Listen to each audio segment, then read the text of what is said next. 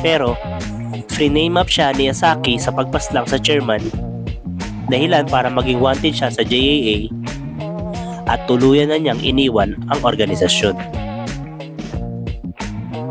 Ang hard to master 3-section staff ang main weapon ni Satoru.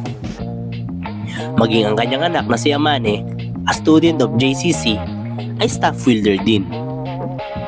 Pero sa kabila ng talent and experience ni Yotsumura as a hitman, old age became a factor sa laban niya against kay Shishiba, his former mentee, dahil natalo siya nito sa showdown nila sa Kyoto.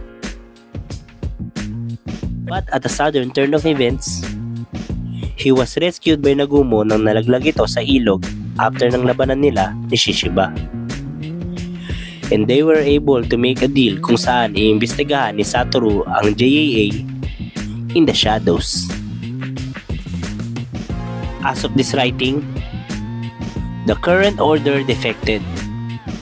Chairman Asaki was killed by Slur, and JAA was taken over by his group. Kaya atin pang subaybayan kung ano ang magiging papel ni Satoru sa gitna ng kaguluhang to.